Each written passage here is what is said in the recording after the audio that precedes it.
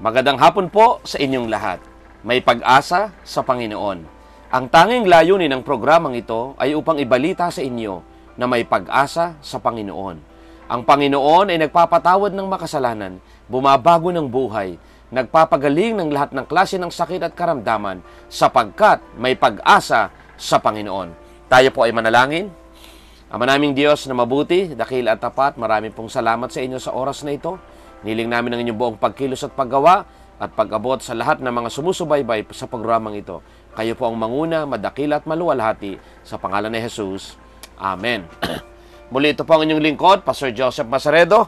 Sa hapong ito, tayo mananalangin uli mamaya. Ngunit ngayon, tayo muna ay bumasa ng mga patotoo. Una, binabati po natin si Pastor Mario Sanchez, kapatid natin na sumusubaybay, nagpapastor dyan sa Barangay Masiko, Pila, Laguna. God bless you, Pastor. Ganon din, nag-message sa atin si Ana Flor. Salamat sa prayer nyo. Maayos na po ako ngayon. Pahinga na lang ang kailangan. Praise God. Purihin ang pangapatuloy na palakasin ng Diyos si Ana Flor. At kamusta kayo dyan sa campsite sa Anilao? Pagpalain kayo ng Panginoon. Ganon din si Emily Sigua de la Fenia. Ito ang kanyang sabi. Good afternoon po, Pastor. Salamat po sa Panginoon at bumuti na po ang kalagayan ng kapatid na si Albert Sigua na nirequest ko po ng panalangin. Salamat po sa Diyos. Praise God. Ganito rin ang kanyang sabi. Salamat din po. Nag-send ng video niyo sa messenger ko. Dahil bed rest po ako, 5 weeks na po akong buntis. Advice ng doktor, pahinga muna. Sumakit po ang aking balakang at sumabay po ako sa panalangin. Inangkin ko ang tulong ng Panginoon at bumuti po ang aking pakiramdam. Salamat po. Praise God. Purihin ang pangalan ng Diyos sa mga kapatid natin. At ganun din po, lagi po nating ini-encourage kayo. I-share po natin ang programang ito sa ating mga kaibigan, lalo na yung mga hindi pa sumasampalataya kay Kristo, upang maranasan po nila ang kabutihan ng ating Panginoon. Yan ang pinakamagandang magagawa natin, isa sa pinakamagandang magagawa natin sa panahong ito. Ngayong oras po na ito, mag-aaral tayo ng salita ng Diyos at ang ating pag-aaralan ay masusumpungan sa Lucas 6, talatang 6 hanggang sumusunod na talata. Ganito po ang sabi, Lucas 6:6. Sang araw ng pamahinga, muling pumasok si Jesus sa sinagoga at nagturo. May isang lalaki roon, tuyot ang kanang kamay. Sa hangad ng mga eskriba at ng mga Pariseo na maparatangan si Jesus, nagbantay sila upang tingnan kung siya'y magpapagaling sa araw ng pamahinga. Subalit patid ni Jesus ang kanilang mga iniisip, kaya't sinabi niya sa lalaking tuyot ang kamay, halika rito sa unahan. Lumapit naman ang lalaki at tumayo roon. Sinabi ni Jesus sa kanila, tatanungin ko kayo, alin ba ang ayon sa kautusan? Ang gumawa ng mabuti o gumawa ng masama sa araw ng pamahinga? Magligtas ng buhay o pumatay? Tiningnan ni Jesus ang nasa palibot niya. At sinabi sa lalaki, iunat mo ang iyong kamay. Iniunat nga niya ang kanyang kamay at ito'y gumaling. Pagpalain ng Diyos ang kanyang mga salita. Ito pong ating binasa, isang tagpo ng ating Panginoong Hesus ay pumasok sa sinagoga, isang lugar na kung saan nagtitipon ng mga tao para makinig ng salita ng Diyos. At nung nando na po ang Panginoon, meron dong isang lalaki na paralisado yung kanyang kanang kamay. Ayon sa aking pag-aaral at pagsasaliksik, ayon sa isang komentaryo, ang sabi ay, itong lalaking ito ay posible na ang kanyang kabuhayan ay karpintero. Pero dahil sa yung kanang kamay niya ay paralisado, hindi na siya makagawa. At isa sa kanyang ginagawa ay pumunta sa sinagoga para makinig ng salita ng Diyos. At tiyak, kaya nandun din siya, tiyak, dumudulog din siya sa Panginoon para sa kanyang kalagayan. Kasi kung tutuusin, kung ang lalaki nga na ito ay isang karpintero at paralisado yung kanang kamay niya, ay ganong kahirap po yan sa karpintero. Kasi ang nagkakarpintero ay Dalawang kamay ang kailangan niya.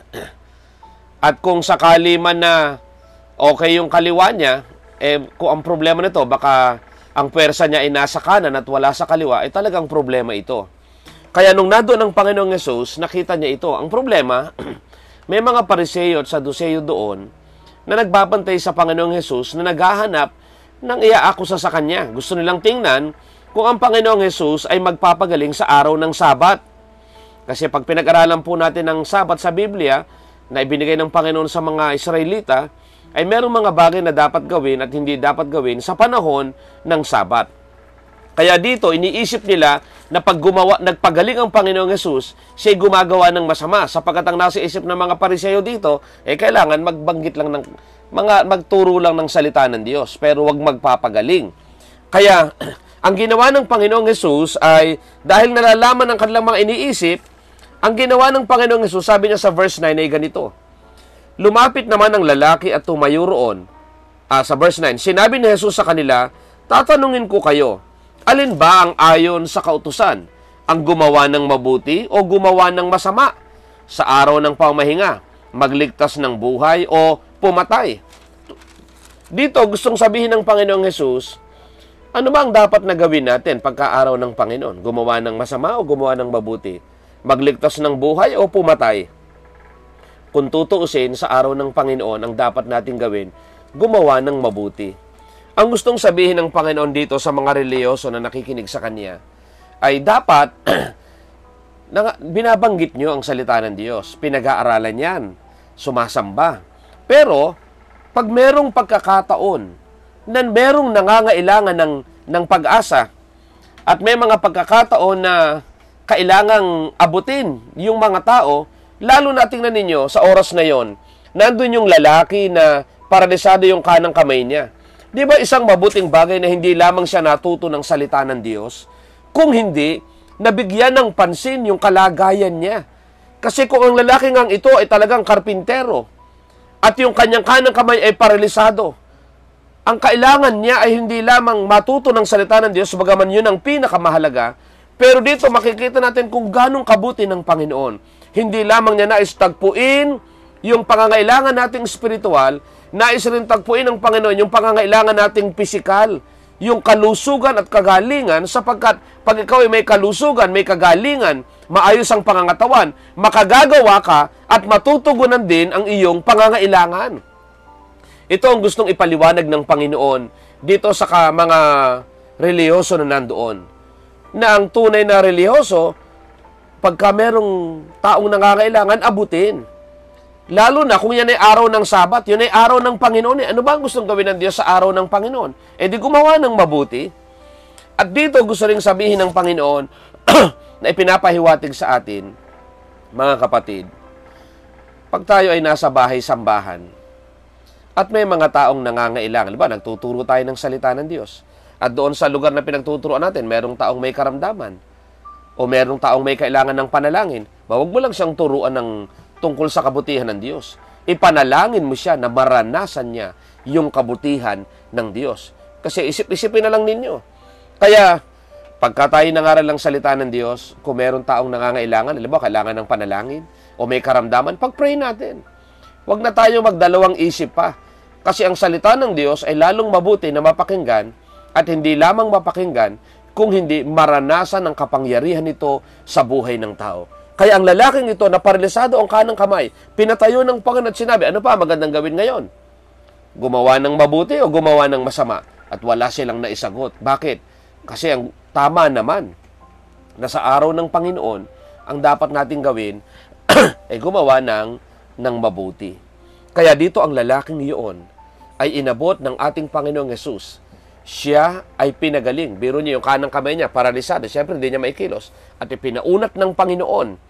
At nung inuunat ng Panginoon, pinaunat ng Panginoon ang kanyang kamay, ito ay nakasumpong ng kagalingan. Kaya dito, nagalit yung mga Pariseo at Saduceo. Kasi parang gusto lang gawin, pag-aaral to ng salita ng Diyos, pag-aaral lang, walang pagpapagaling dito. Bakit ba naparito ang Panginoon? At gusto lang sabihin ng salita ng Diyos na ang Panginoon sa lahat ng panahon ay nariyan. At anytime na kailangan mo siya, ay nakahanda siyang abutin. Anong galak sa palagay niyo ang naramdaman ng lalaking ito?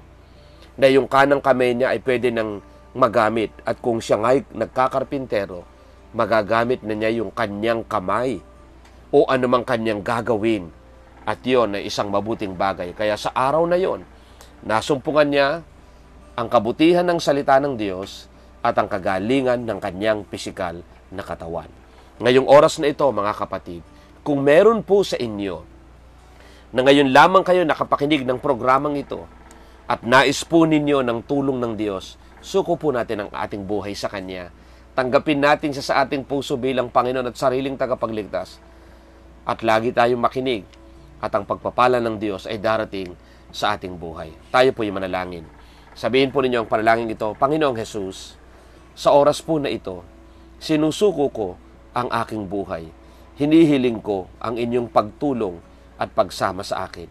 Patawarin ninyo ako sa lahat ng aking pagkakasala at kayo na ang manguna at maghari sa aking buhay. Salamat po, Panginoon, sa pangalan ni Jesus. Amen and amen.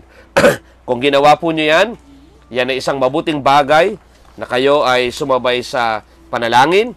Kayo anak na ng Diyos. Tinanggap niya kayo bilang kanyang anak na lalaki at babae, at tayo may karapatang lumapit sa Panginoon. Sa oras po na ito, tayo mananalangin sa kahilingan. At ganun din po, kung anumang kahilingan po ninyo na hindi na ihabol, na ipadala, basta't mananalangin po tayo, ang kinindin po ninyo, kagaya ng isang nagpatotoo na meron tayong binanggit at kapareho ng kanyang karamdaman, inangkin din niya, gumaling siya. Purihin ang pangalan ng Panginoon. Tayo manalangin. Ama naming Diyos, sa oras na ito, tinataas po namin sa inyo ang kahilingan ni Ching Lapus, Panginoon, ang kanyang anak, ang kanyang apo, na 4 months old na si Eloisa Claire Aquino. Meron po siyang rashes. Hinihiling po namin, O Diyos, ang kagalingan. Inuutusan namin ang kagalingan and rashes na mawala sa kanyang katawan in the name of Jesus. We pray for healing. Alam namin ang sanggol na ito, Panginoon, na inyong minamahal at kayang-kaya niyong abutin kahit nandoon siya sa Canada. Right now, we pray for healing for Eloisa Claire Aquino. Yung rashes mawala sa pangalan ni Jesus. Ganon din po, Panginoon, tinataas po namin sa inyo, O Diyos, ang pangalan nito? Nataas po namin si Brother Kyle Billones. Lumalabo po ang kanyang paningin. Hililing po namin ang inyong pagkilos at paggawa, sapagkat kayo ang Diyos na mabuti, dakila at tapat na hindi nagkukulang. Lord, hiling namin abutin niyo yung kanyang mata na makakita ng maayos. Ganon din po, Panginoon, si Brother Edgar Roquino. Mataas ang kanyang blood pressure sa oras nito. We pray for normal blood pressure in Jesus' name, sapagkat kayo ang Diyos na mabuti, dakila at tapat. Panginoon, tinataas po namin ang isa pang kapatid na nilalaglag siya ngayon, sinisipon. Masama yung kanyang pakiramdam. Hinihiling po namin, O Diyos, ang inyong pagkilos at paggawa, sapagkat kayo ang Diyos na mabuti, kayo ang Diyos na dakila. Yung pakiramdam na nilalagnat, mawala sa pangalan ni Jesus. Yung pakiramdam na yung sipon, mawala sa pangalan ni Jesus. And I pray for complete healing right now. In the name of Jesus, ubo, sipon, lagnat, mawala sa pangalan ni Jesus. At ang karamdaman ay dumating sa lahat ng mga tagapakinig na merong ganitong kalagayan. Inaangkin ko ang inyong buong tulong at pagkilos sa pangalan ni Jesus. Amen and amen. Salamat sa Panginoon sa oras po na ito. Kayo po na sumubaybay sa programa, maniwala po kayo, ang Diyos natin ay napakabuti. Hindi lamang kagalingan ng dulot, hindi lamang pagpapala sa salita ng Diyos ang dulot ng Panginoon, kagaya ng naranasan ng lalaking ito na yung kanang kamay ay paralisado, pinagaling ng ating Panginoon. At isip-isipin nyo, pagkatapos ng oras na yon, tiyak, magsisimula na uling magtrabaho ang lalaking yon. Kaya sino man sa inyo na meron kayong trabaho dati, hindi nyo na magawa ngayon dahil sa karamdamang pinagdadaanan ninyo, o nahihirapan na kayo, hindi nyo na magawa yung dapat nyong gawin, angkinin po ninyo yung tulong ng Panginoon, sapagkat palaging may pag-asa sa Panginoong Jesus. Ganun din po, maraming salamat doon sa mga kapatid na nagpaabot ng tulong para kay Pastor John Pabella. At sino man po ang nais pang tumulong para sa pamilyang ito, isa sa ating mga pastor, na nagpapastor sa Door of Faith Church, Baliwag, Bulacan. Ano man pong tulong ninyo, pwede po niyong ipadala dito sa atin at ating ipapadala roon sa kanila. Pagpalain ng Diyos, dalangin din po namin, Sir Alice Manio, ang kininmo ang kagalingan ng Panginoon sapagkat ang Diyos ay mabuti. Muli, ito po ang inyong lingkod, Pastor Joseph Masaredo, na nagsasabi, may pag-asa sa Panginoon. God bless you.